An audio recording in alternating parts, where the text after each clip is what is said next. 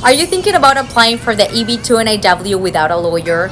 This is 100% possible. I did it myself without any legal advice. But before you dive in on your own EB2 journey, there are a few critical things that I experienced myself that you need to know to avoid wasting time, money, and energy. In this video, I'll share the top 5 things I wish I had known before starting the process.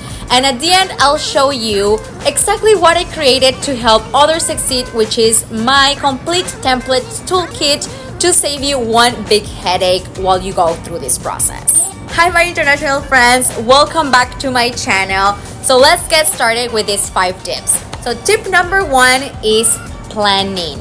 The amount of planning that you need to do in this whole process is quite a lot. Okay, so there are a few things in the process that you're going to be using a lot of planning. So for example, number 1 is petition letter. Your petition letter, you need to do a lot of strategizing. So what is your endeavor, right? So how are you going to back up your arguments? Who have to be your recommenders? Who are going to be your backup recommenders? Like what type of evidence do you need to get in order to prove what you want to argue? So that's one aspect of it. The second aspect of it is timeline. By when do you absolutely need or have to apply? So think of your limitations and constraints legally speaking. So for example, your visa, your status, your work permits, when they're gonna end. Remember that the wait times from EB2 approval to the green card application, so from the moment you're gonna get your I-140 approved until you are able to apply for the green card, are way longer now. So you need to make a plan for the next 3 to 4 years. So set your deadline for submitting the application at least 2 to 3 months before your final hard deadline. So remember that the sooner you submit it, the sooner your priority date will be current in the visa bulletin. Under that same planning category, you need to consider regular or premium processing as well.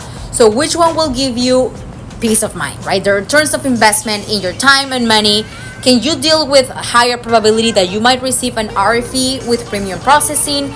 Or can you handle the uncertainty of not knowing a final decision over multiple months with regular processing? So these are all things that you need to know in the planning stages. So tip number 2 is time commitment.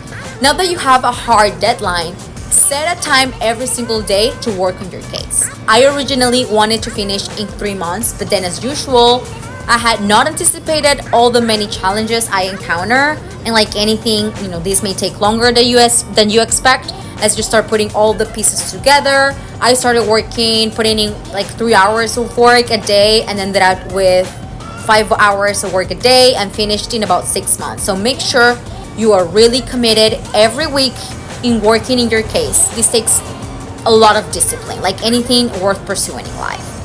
Number 3 is the emotional journey. The overthinking in this process kills you. So, thinking, should I include this argument or not?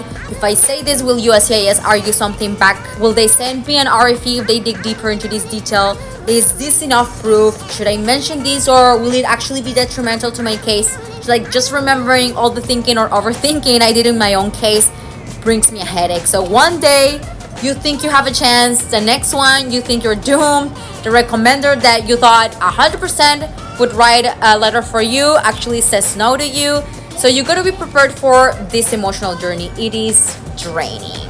But now, one thing I want to say to you now that I fully understand the process is that USCIS officers do not care about teeny tiny little things that you're worried about. They make a decision based on the overall majority of your case, not about one name in your contract not matching your CV. When they make a decision, they say, okay, so has this applicant overwhelmingly and unequivocally shown that they prove prongs number 1, 2, and 3?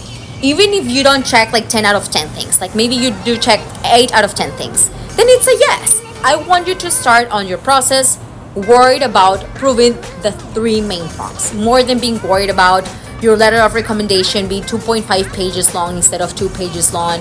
Like I've been there.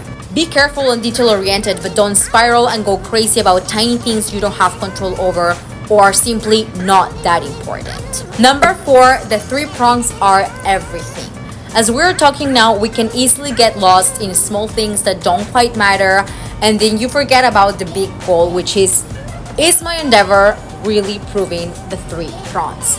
Everything you are saying needs to be focused on answering that question. USCIS doesn't just want to see your resume. So whenever you feel that you're getting lost, remember that USCIS wants to see that your proposed endeavor has substantial merit, that you are well positioned, and that it would be a benefit to the US to waive the job offer. So these prongs are the heart of your petition. Number 5 is that you don't need a lawyer, but you do need guidance.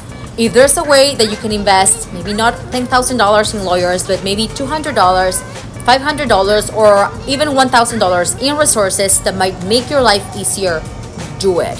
If it's going to lead you to increase your probabilities of approval and maybe reduce your headache and the time you're going to take in getting it done, do it. We're self-petitioners. We don't necessarily have the resources to pay a firm thousands of dollars, but we're smart enough to decide where we should invest a little bit to get high returns. And this is such a big deal. This process is a life-changing one, and you're going to be spending so much time and energy into it. So do your research and really consider some low investment opportunities that you can take advantage of that might lead you to a successful application. And maybe a few well-invested $100 can really make a difference in your final decision. This process is absolutely doable on your own, but you must have reliable tools. So that's why I created a complete set of editable templates and anonymized my whole EB2 NIW application just as I submitted it to USCIS, precisely to support self-petitioners like you that do not want to go through the lawyer route but want an affordable option to get this done. These templates will guide you through every step of the way. There are different options for you, and these templates include a structured petition letter template, templates and example of recommendation letters that you can use and edit to fit your endeavor, a guide to organizing your exhibits and evidence, plus tips and writing notes for each section. Quick guides to know how to fill out all the required forms, template for a professional plan, and so many other bonuses that you can take advantage of. I made this for people like you, the smart, capable professionals who want to take control of the process without spending thousands of dollars but still need a structured guidance. So if you're interested in it, you can click over here to this email info@easyvisaconsultant.com so you can get more information, and then I can send you the prices. I really hope you found these tips very helpful, and I want you to get started on this journey prepared and ready, knowing what you are getting into, and more than anything else, minimize the struggle that some of us already went through. So good luck in your case, and see you in the next video. Ciao, ciao.